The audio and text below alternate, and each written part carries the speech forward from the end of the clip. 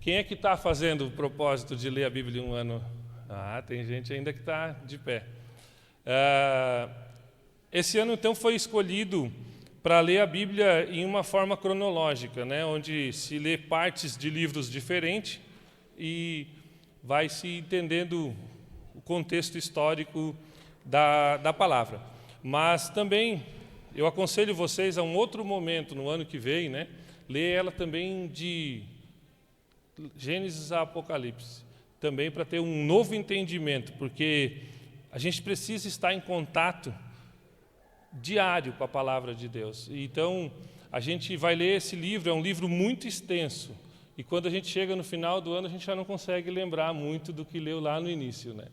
Então, esse é o propósito de a gente ler de uma forma e depois de outra, e com o tempo a gente vai se familiarizando cada dia mais com os textos.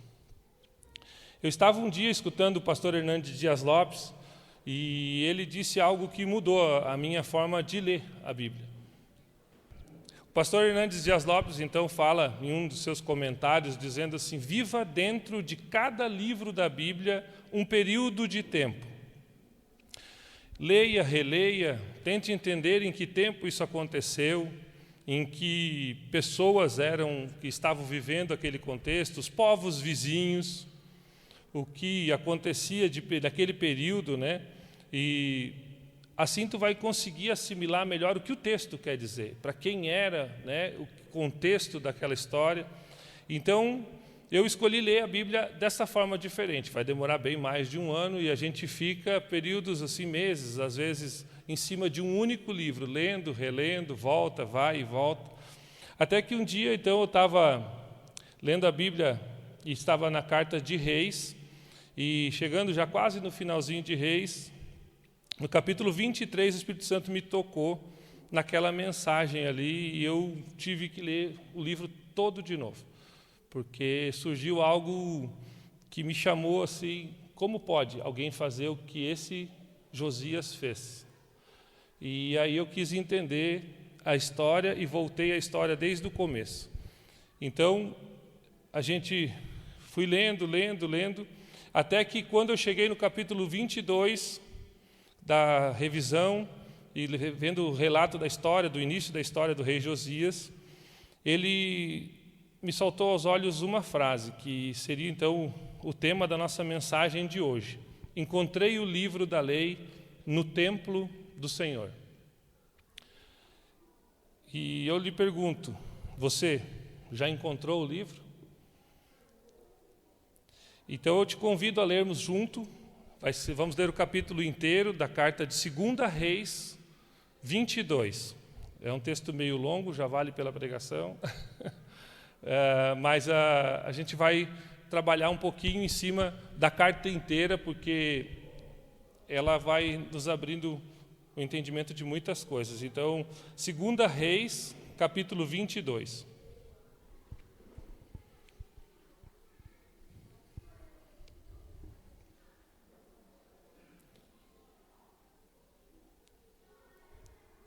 Posso começar? Então, vamos lá, então. Josias tinha 8 anos de idade quando começou a reinar e reinou 31 anos em Jerusalém. O nome da sua mãe era Gedida, e filha de Adaías. Ela era de Boscate. Ele fez o que o Senhor aprova e andou nos caminhos de Davi, seu predecessor, sem desviar-se nem para a direita e nem para a esquerda. No 18º ano do seu reinado, o rei Josias enviou o secretário Safã, filho de Azalias e neto de Mesulão, ao templo do Senhor, dizendo: vá ao sumo sacerdote Ilquias e mande-o ajuntar a prata que foi trazida ao templo do Senhor, que os guardas das portas recolheram do povo. Eles deverão entregar a prata aos homens nomeados para supervisionar a reforma do templo, para poderem pagar os trabalhadores que fazem os reparos no templo do Senhor, os carpinteiros, os construtores e os pedreiros.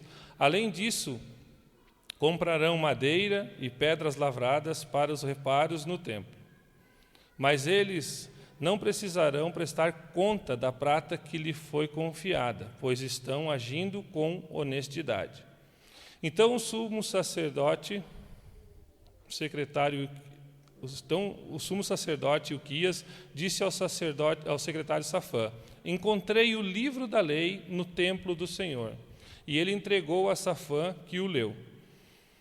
O secretário Safã voltou ao rei e lhe informou: teus servos entregaram a prata que havia no templo do Senhor e a confiaram aos trabalhadores e aos supervisores do templo. E o secretário Safã acrescentou: o sacerdote Ilquias entregou-me um livro. E o Safã leu para o rei.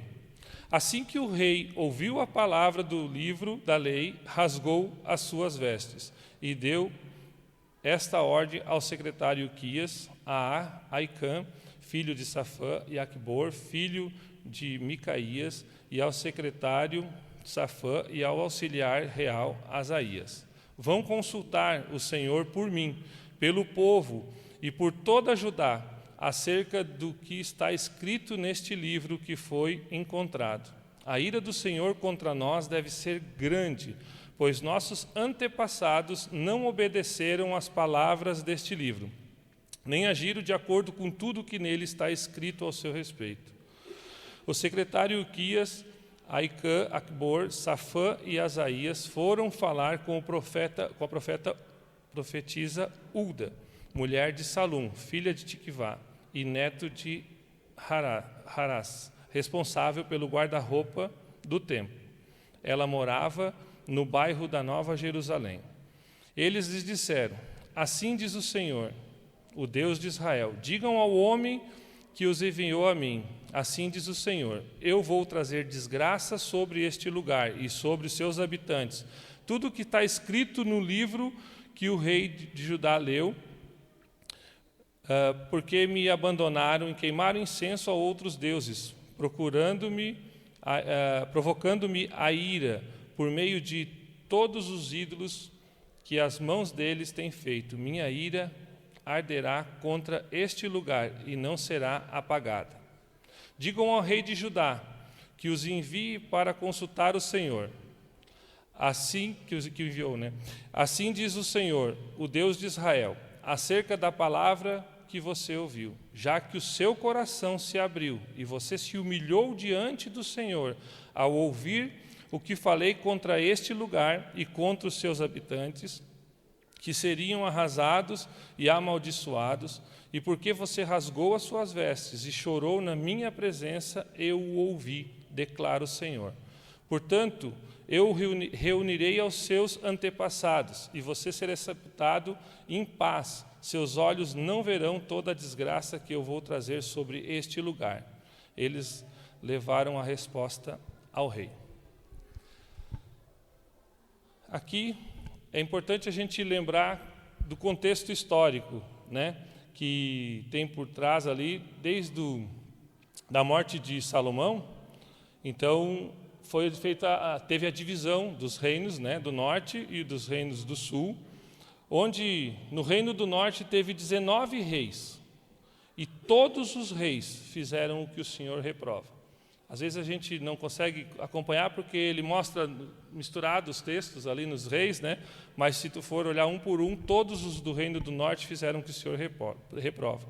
Já no reino do sul teve 20 reis, e somente 8 deles fizeram o que o Senhor aprova, sendo que 6 dos 8, né, apesar de terem feito o que o Senhor aprova, não se importaram em limpar o seu reino dos altares idólatras e acabaram não fazendo a faxina que Josias vem fazer mais adiante, né?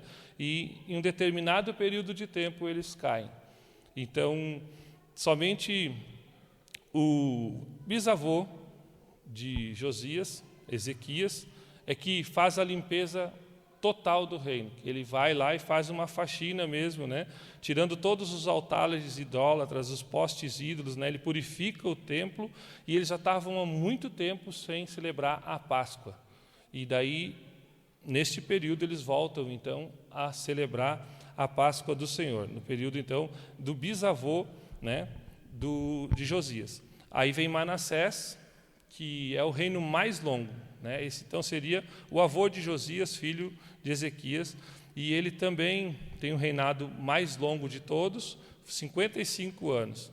E ele foi tão ruim que Deus prometeu que iria destruir, né? Prometeu que ia trazer essa justiça sobre o povo de Judá. Após a sua morte, então, reina Amon, pai de Josias. E ele também fez o que o Senhor reprova, seguindo os caminhos de seu pai. Então, debaixo de todo esse contexto, de tantos reis que depravaram a casa do Senhor, o templo do Senhor, a primeira imagem que eu tinha colocado ali, ela foi feita por computação gráfica e os anjos ficaram parecidos uns patinhos, né? Mas era mesmo para mostrar a depravação, vários altares e outros deuses, era assim a situação dentro do templo e fora por todas as cidades. Eles também tinham esses postes ídolos e as suas crenças, né? E eles adoravam, o povo se perdeu completamente nesse período. Mas Josias, a gente vai ler, ele tinha 8 anos de idade quando começa a reinar. Quando eu li essa primeira parte, disse, mais um que vai cair. Mas eu não esperei molhar o bico, né? Aí logo em seguida ele já vem então mostrando. Então, imagina, uma criança com 8 anos de idade ser rei, né? Se pararmos para pensar, provavelmente seria mais um rei que faria o que o Senhor reprova. Mas é importante, quando lemos o início, na carta de 1 Reis, e aí vamos colocar o texto aqui, já existia uma profecia sobre esse rei. Então, em 1 Reis 13, do 1 ao 2, existe o texto então que vai falar da profecia, esse aí. Eu vou ler para vocês então. Por ordem do Senhor, um homem de Deus foi de Judá a Betel, quando Jeroboão estava de pé junto ao altar para queimar incenso.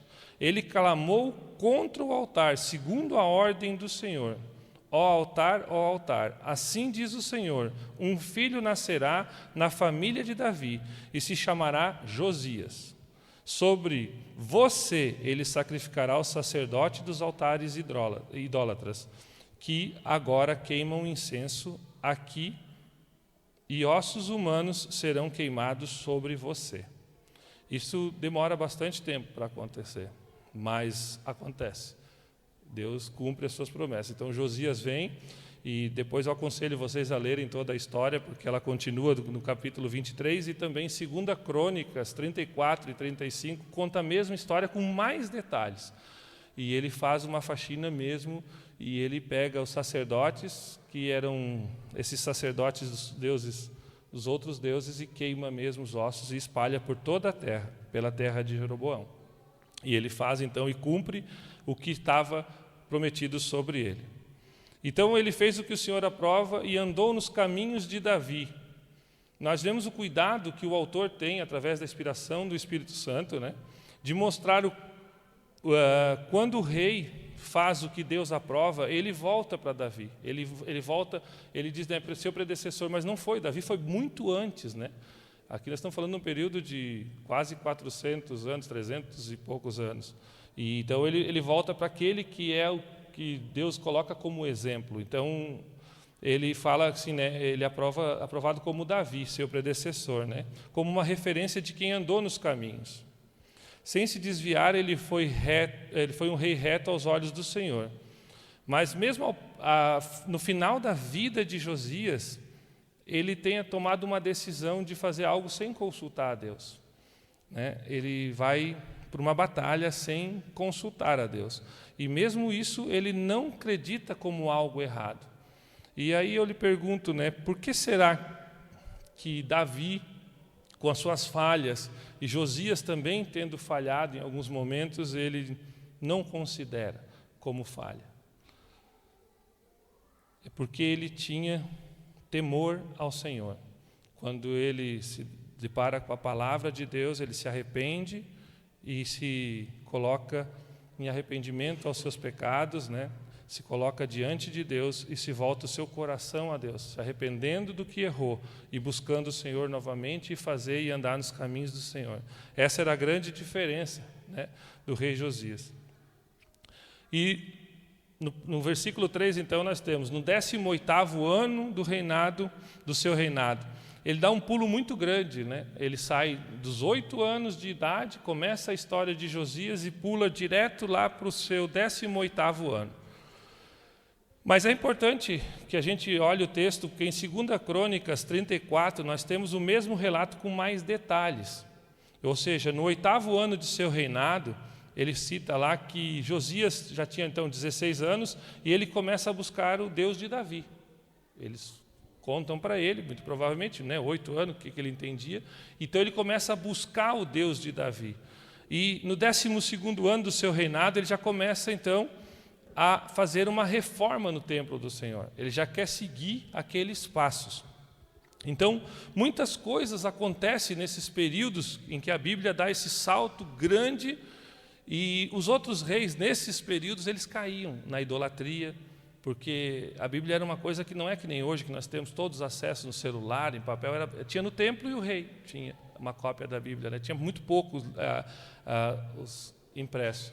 Então eles se perdiam, e conforme via o povo vizinho lá estava indo bem, eu já começava a botar o Deus do povo vizinho como o meu Deus também, e assim eles se perdiam. Mas Josias não. Josias foi até os 26 anos de idade buscando a esse Deus, né? Ao Deus de Davi. Então nós vamos ver ali o início da reforma, né? Nos versículos de 4 a 7, a gente vê as instruções de Josias para restaurar o templo, onde é possível notar que o povo já estava também sendo restaurado, porque, ao menos em parte, né, pois eles estavam trazendo seus dízimos, as suas ofertas ao templo, e é com esses recursos que o templo do Senhor é restaurado. Eles já têm uma movimentação, vendo o rei se movimentar, fazer, ele já começa a trazer as ofertas novamente, o povo começa a se voltar à obra do Senhor. Então já havia um olhar para Josias, e a sua vontade de restaurar o templo, e a fé como nos tempos do seu pai, né, como do seu predecessor Davi, e do seu bisavô Ezequias, que também tentou fazer a grande reforma. Outro ponto importante é que nesses 18 anos de seu reinado, ele também aprendeu a confiar nas pessoas, pois Josias demonstra total confiança em seus encarregados, né? Ele vem falando no versículo ali que não era para pedir conta desse dinheiro. Imagina nos povos de hoje, né, nos nossos governos, não dá para liberar desse jeito. Então Josias tinha uma confiança plena nesses encarregados e disse que a obra poderia andar por conta deles. Isso era uma confiança que o próprio rei, né, tinha em seus encarregados. O autor tem o cuidado de mostrar que os trabalhadores terceirizados precisam ser remunerados. Mesmo a obra do Senhor, né, precisa de serviços terceirizados. Não podemos deixar de remunerar os trabalhadores, de comprar materiais que precisamos para fazer as reformas dos templos, porque nem o templo do Senhor veio do céu como uma magia. Ele não desceu uma nave, ele não desceu nada pronto, ele usa os seus para fazer a sua obra. Então ele levanta homens, ele levanta recursos financeiros. E aqui eu queria abrir um parênteses, né, dizendo, seja parte ativa dessa obra, pois Deus pode estar te ajudando financeiramente, te fazendo crescer para que tu traga recursos à casa do Senhor. Nós não somos uma igreja que tem essa cultura de pedir, mas como faz parte do contexto, né, fazer parte dessa obra é uma honra para aquele que pode fazer e trabalhar e prestar as suas contas ao Senhor, né, trazer seus dízimos e as suas ofertas. Então aqui eu fecho esse pequeno parênteses aí sobre as ofertas, né? Mas é a partir de agora que nós entramos na parte extraordinária dessa reforma. Vemos um homem bom, voltado e voltando os seus recursos para a obra do Senhor. O povo, vendo o exemplo do rei, traz também seus recursos para a obra do Senhor, para restaurar o templo, para restaurar a fé de um povo. Mas é a partir do versículo 8 que nós vamos ver, onde Josias verdadeiramente muda a sua visão. Então o sumo sacerdote Ilquias disse ao sacerdote, encontrei o livro da lei no templo do Senhor. Olha a que ponto chega a depravação de um povo. Após anos, décadas de idolatria e transgressões, né, chega ao ponto de perder o livro da lei. O livro da lei era a Bíblia que eles tinham. Então, o que nós podemos dizer sobre o livro da lei? Provavelmente era o Pentateuco inteiro. Alguns historiadores dizem, pelas reformas que aconteceram, que pode ter sido só o livro de Deuteronômio. Mas, muito provável, era o Pentateuco inteiro. Então, é uma transgressão tão grande que o povo se perdeu completamente. Ele não tinha mais, assim mesmo, o que eles estavam fazendo a reforma, eles não sabiam nem o que estavam fazendo. Estavam fazendo de qualquer jeito, estavam tentando achar. Então, quando eles acham o livro da lei, eles vão então entregar para o secretário, E, então a gente vê isso nos versículos 9 a 10. Safã traz ao rei Josias o seu relato sobre a reforma, dando as informações de que tudo estava indo bem. A primeira parte era essa, era ele fazer o seu serviço. Ele vai dar o relato que o dinheiro tinha sido entregue, que a obra estava andando de acordo, mas que no meio da bagunça da obra eles tinham achado o livro. Então, ele diz que ele leu esse livro para o rei. E aqui acontece a mudança na vida de Josias. No versículo 11, então, diz que ele rasga as suas vestes. E esse versículo mostra o impacto da palavra de Deus em Josias. O entendimento do povo estava tão corrompido que até o senso de bondade, de busca de Josias caiu por terra. Quando ele ouviu a mensagem, ele rasga as suas vestes. E o ato de rasgar as vestes, gente, era um ato de humilhação, era um ato de ver realmente o quão profundo, ele tinha se perdido, o povo tinha se perdido, ele estava tentando resgatar algo, mas ele não tinha entendimento de quão profundo era essa destruição. Então era remorso, angústia mesmo, vergonha do que se passou. Pois ele viu que o povo não estava seguindo o que Deus tinha ordenado a eles através da lei de Moisés. Josias se humilhou e se arrependeu perante o Senhor, pois aqui Josias entendeu o quão profundo era a queda de seu povo. E aí nos próximos versículos, versículos 12 e 13, então, Josias quer consultar a Deus para não errar novamente. A consulta era feita através de profetas. O primeiro ponto que a gente tem que entender é que nesse período existiam os profetas que eles podiam consultar. Então, não é uma vidente, não é uma cartomante, não é isso aí. Nesse tempo, como a gente viu lá naquele relato do primeiro homem que vai entregar a profecia de Josias, eles chamam de homem de Deus. Então, vai ter em alguns lugares vai ter o homem de Deus ou o profeta, era a mesma pessoa, e eles traziam profecias, tanto para consultar algo, quanto às vezes Deus mandava eles então entregar essa profecia. Então, como falei, não tem nada a ver com uma consulta qualquer. Temos que entender que isso hoje tem alguns profetas, mas a gente tem que estar sempre em cuidado com a Bíblia, tem que ver se faz parte, se tem todo como encaixar na palavra de Deus. Se não tem a ver com a palavra de Deus, essa profecia não tem valor algum,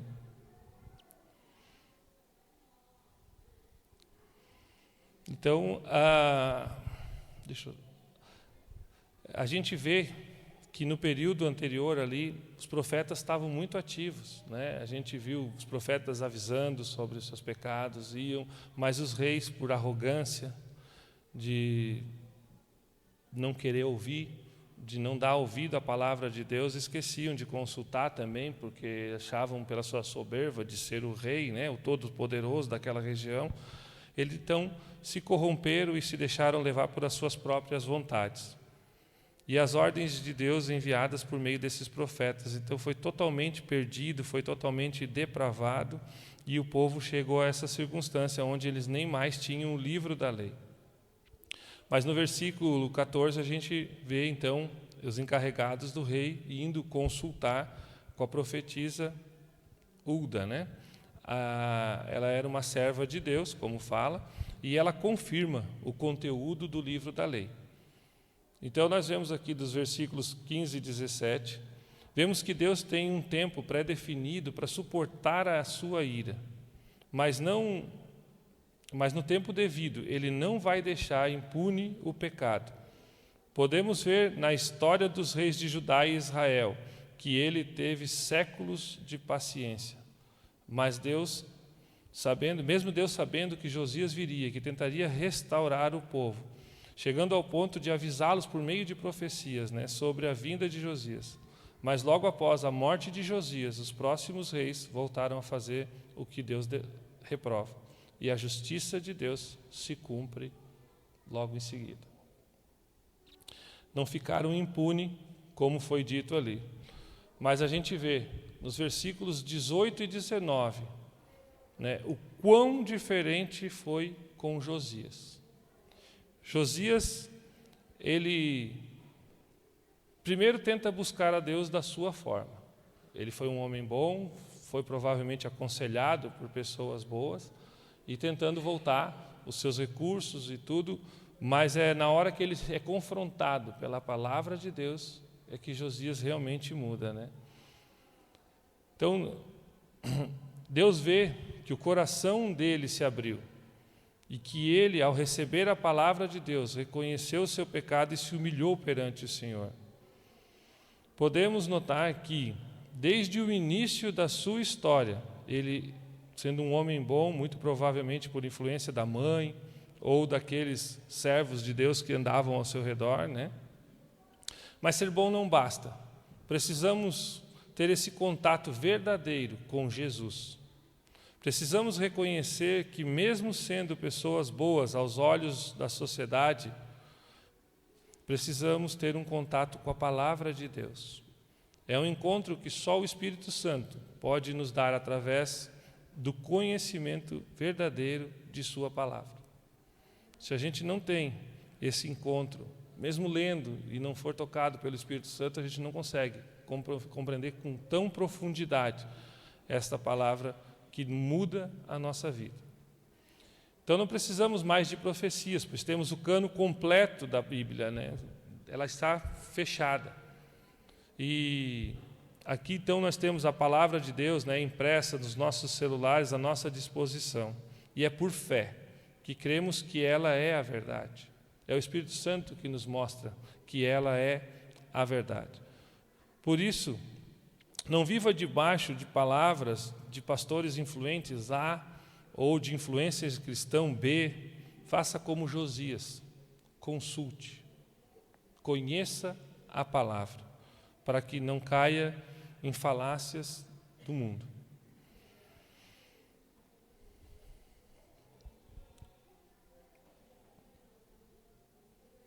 Temos que saber, então, que a palavra final é sempre a Bíblia Sagrada. Tudo o que contraria a palavra de Deus só vai gerar idolatria e pecado no nosso coração. A gente vê muita gente distorcendo aquilo que está na Bíblia para usar em prol de muitas coisas, E precisamos ter esse conhecimento, buscar mesmo com vontade. Ler pouco, mas leia com entendimento. Não adianta eu querer ler um monte de texto todos os dias sem estar entendendo o que está acontecendo. Procure um irmão com mais tempo, com mais familiaridade na palavra, se você tem dúvidas, para caminhar contigo. Mas é importante que tu leia a palavra de Deus e que tu tenha esse conhecimento, para que tu possa tomar as decisões e ver aquilo que é e aquilo que não é da sua vontade. No versículo 20, ele encerra então esse relato, E esse versículo final me chama a atenção, pois eu já tinha lido sobre a morte de Josias. Ele foi morto em batalha, em uma batalha, lutando, sangrenta. E eu não vou entrar em muitos detalhes, mas isso parece cruel aos nossos olhos. Um homem como Josias, que não se desviou nem para a direita e nem para a esquerda, morrer em uma batalha.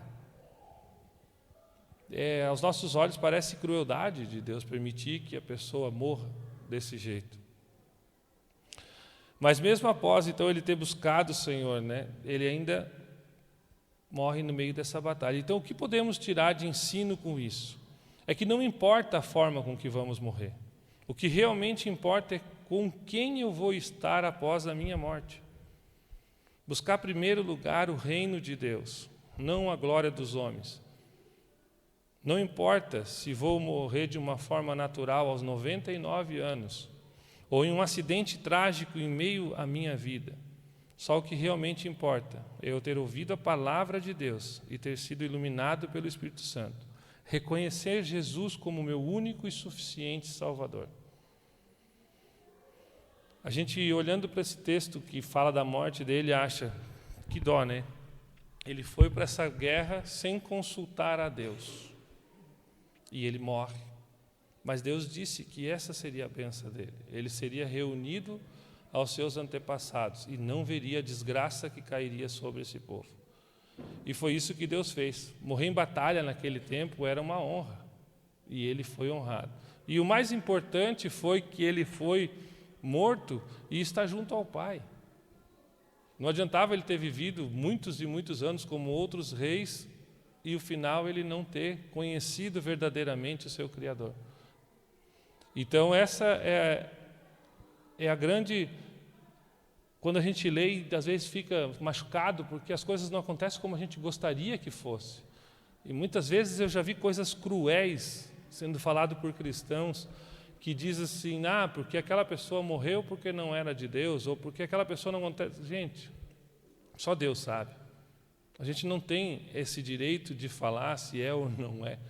Né? A gente não tem como julgar a vida do irmão somente pelo aquilo que a gente acha. Deus pode me tirar a qualquer momento e eu posso ir para o céu. E está tudo certo. Minha família vai sofrer, né?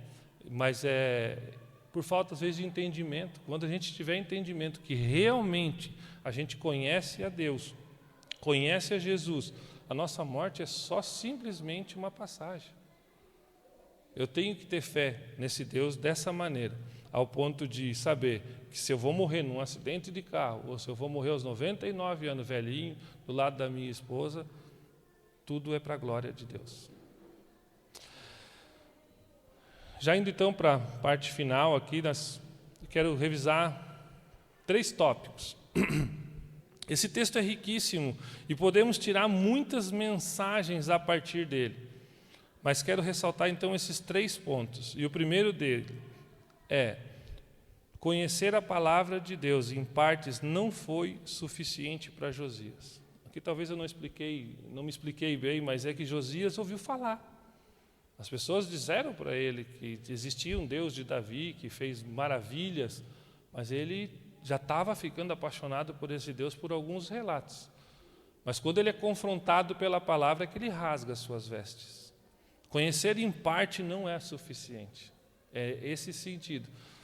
E eu sei que por mais que a gente, né, use todo o tempo do mundo para ler a Bíblia, né, fique horas e horas dentro da Bíblia, a gente não vai conseguir absorver tudo o que a palavra tem. Mas a gente tem que entender que a palavra verdadeira, a palavra viva, é Jesus. Ele é o Verbo, Ele é a palavra. Ele é a palavra de Deus. Então, após a minha conversão, o melhor conhecimento que eu posso ter através da Bíblia é aprender a viver como Ele, como Jesus. É olhar os passos que Ele deu e tentar seguir o mais parecido possível. Não é uma missão fácil, mas esse é uma das preliminares para que a gente aprenda a ser parecido com Ele. Vemos que Josias sempre foi um rei bom, que ele quis buscar a Deus e restaurar o reino com base na história que ouviu falar de seu predecessor Davi. Mas quando Josias foi tocado ao ouvir a palavra de Deus, a sua vida muda. Então não basta ser uma pessoa boa, ser honesto, sermos um exemplo para o mundo. Precisamos realmente um encontro com Jesus. Só Ele tira o pecado que nos condena. Só Ele pode mudar e nos moldar nos parâmetros de Deus. É a única forma de conhecermos a verdade. Não é mais por meio de profetas, não é por meio de influencer cristão, mesmo palavras soltas nas redes sociais. Todos podem ser verdadeiros e falsos profetas. Mas hoje a única forma de termos a certeza da verdade é conhecer a palavra de Deus. Ela é o filtro da verdade. A Bíblia Sagrada é a palavra de Deus. E em Marcos 13, 31, nós temos: os céus e a terra passarão, mas a minha palavra jamais passarão. As palavras de Deus a palavra de Deus não passará, ela é eterna. Segundo tópico que eu queria revisar desse conteúdo é rasgar as suas vestes. Em algum dia você já rasgou as suas vestes na presença do Senhor? É claro que hoje isso é apenas simbólico. Seria mais correto dizer: você já rasgou o seu coração diante do Senhor?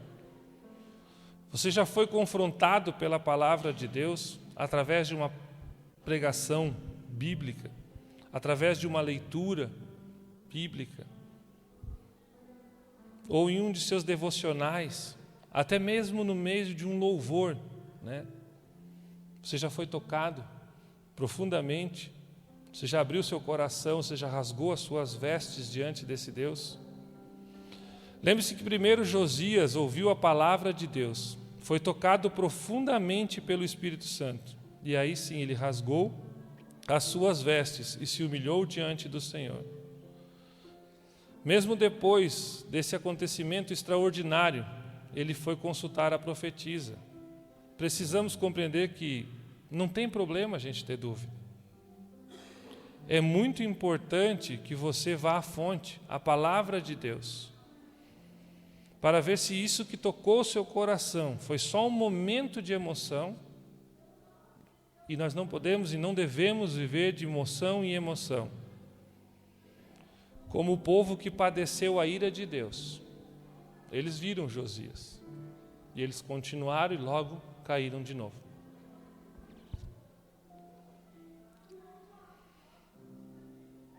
Ou se teve realmente um encontro com Jesus, onde nada mais importa, onde vamos viver com a certeza que estamos junto dele pela eternidade. Quando temos um encontro real com Jesus, mudamos os nossos parâmetros de vida, deixamos de amar os desejos da carne. É claro, isso é gradual. Não mudamos de uma hora para outra. É uma luta para conhecermos mais sobre esse que mudou a nossa vida. Mas não podemos deixar de conhecer o seu desejo para nós. Precisamos de mudança, precisamos de obra, mas não para garantir a nossa salvação, pois ele já foi consumada em Jesus Cristo. Mas para que precisamos de obras? Para mostrar o nosso amadurecimento como cristão, para mostrar o fruto do Espírito Santo, e ele é resultado da nossa vida, em obra em nós e através de nós. Essa é uma maturidade que vem com o tempo, que vem crescente, alguns mais radicais, outros mais demorados, mas todos vão ter, ao longo de uma caminhada, esse desenvolvimento da maturidade.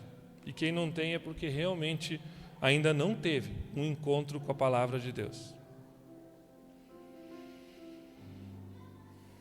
Isso vai tomando conta da gente até que toda a vaidade cai por terra. E vamos nos tornando servos desse Jesus, sem questionar, sem colocar pedras no caminho. Terceiro ponto, Josias faz uma faxina. E aqui eu lhe pergunto, onde é o templo do Senhor? Naquele tempo, eles tinham um lugar onde o Espírito de Deus habitava. Mas hoje, é aqui nesse lugar que Deus habita? É lá na Basílica de São Pedro, onde velara o Papa?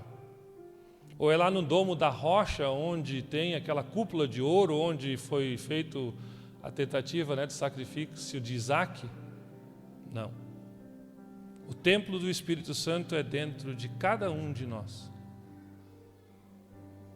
Agora a faxina não é mais externa. Agora a faxina é dentro de cada um de nós. Então a gente usa uma metáfora em cima da obra de Josias. Josias, após ser tocado pela palavra, após ele ouvir a resposta de Deus, Josias se empenhou em fazer tudo o que pôde para arrumar a terra. Ele foi no mais profundo, ele foi em todos os vilarejos, ele limpa completamente. Vocês vão ver isso se lerem o capítulo 23. Após esse capítulo, que foi o capítulo que me tocou, ele faz uma faxina como nunca. Ele faz uma Páscoa como nunca antes. Ele tenta restaurar de todas as formas e ele sabia que não ia dar certo, porque a profetisa já tinha dito que a justiça, a ira de Deus iria vir sobre esse povo. E é isso que é o divisor de águas. Mesmo sabendo que uns iam crer e outros não iam crer, ele não cansou de fazer a obra. Essa é a nossa missão, limpar o nosso templo e trabalhar em prol desses que ainda não conhecem a Jesus. Ele foi incansável até o fim da sua vida. Ele queria terminar a faxina que havia começado, né? Tirar tudo o que poderia afastá-lo de Deus. Não deixou nada para trás. Ele não disse: o que importa é o meu coração. Não. Ele tirou toda a possibilidade de voltar atrás. E aí fica a pergunta: e você? Essa pergunta foi para mim, não foi para vocês, mas se o Espírito Santo tocar também, pode tocar no coração de cada um. E você, já começou a faxina na sua vida? Já olhou para dentro e fez uma reflexão do que ainda há de idolatria em sua vida? Você já consegue notar imediatamente quando erra? Não existe como não errarmos, irmãos. Nós vamos errar. Nós vamos pecar. Mas precisamos ser tocados pelo Espírito Santo e compreender e ter a consciência dos nossos erros. E aí sim, se voltar, se prostrar a esse Deus que perdoa. Precisamos, ao menos, ter a consciência de nossos erros. E precisamos pedir perdão para Deus, para a pessoa também que nós magoamos. É muito importante não só pedir perdão a Deus. Quando a gente normalmente erra com alguém. E é importante que essa mágoa que fica dentro da gente saia, que a gente esteja sempre limpo, pronto para errar de novo, talvez. Mas Deus vai transformando e moldando nosso coração para que isso não aconteça mais com tanta facilidade. Você já consegue pedir perdão, então, para a pessoa com naturalidade? Se livrar das amarras que te fazem sofrer? Porque quando a gente não perdoa, o outro nem lembra mais de ti. Aquela rancor, às vezes, fica dentro do teu coração por muito tempo, te tirando, muitas vezes, de estar crescendo e te desenvolvendo nessa área que é conhecer cada dia mais o Senhor. Outra coisa que eu quero ressaltar é sobre os amuletos da sorte, as idolatrias. A camiseta da sorte, a meia da sorte, o pé de coelho. Isso não é coisa de crente, né? Crente não anda com isso. Mas ainda tem muito crente que usa a rosa ungida, o óleo bento, a água que foi benzida na televisão. Será que isso não são só idolatrias que a gente tem para tentar fazer algo? A gente não precisa mais. Jesus já levou todo o sacrifício sobre ele. Nós temos que nos voltar de coração para aquele que já levou toda a enfermidade, todo o pecado. Não há mais estátua, não há mais óleo, não precisa. A gente vê relatos dos irmãos na Bíblia, já ali, né, em Atos, falando do óleo, mas não é o óleo que curava. Era uma forma de abrir o coração daquela gente. Jesus já fez tudo. Depois de conhecermos a Jesus verdadeiramente, não precisamos de mais nada além dele para nos salvar e guiar. Precisamos confiar plenamente em Deus. E como ele mesmo diz, eu sou um Deus zeloso. Queria chamar o louvor, então, para já estarmos encerrando. E eu queria te convidarmos a orarmos de pé, para que Deus abra os nossos corações, para que Deus abra o entendimento daquilo que eu preciso fazer de faxina, para que Deus mude o meu coração. Às vezes a gente nem sabe aquilo que precisa limpar. Peça, tenha coragem de chegar na frente de Deus e, em vez de pedir coisas, e Ele responde, mas dessa vez eu pedi: Deus, mostra quais são as idolatrias que estão me afastando do Teu caminho, quais são as verdades que eu preciso conhecer. Quando eu ler a Tua palavra, Senhor, que eu tenha esse conhecimento, que eu tenha essa profundidade do entendimento do que ela tem para nós. Pai amado, te damos graça, Pai, porque hoje podemos estar na Tua presença sem intermediários, Senhor. Tu abres os nossos entendimentos, o nosso coração, que nós possamos orar te clamando, Senhor, e te pedindo pela Tua bênção, e que essa bênção, Pai, abra o nosso entendimento quando estivermos olhando a Tua verdade e a Tua palavra, Pai.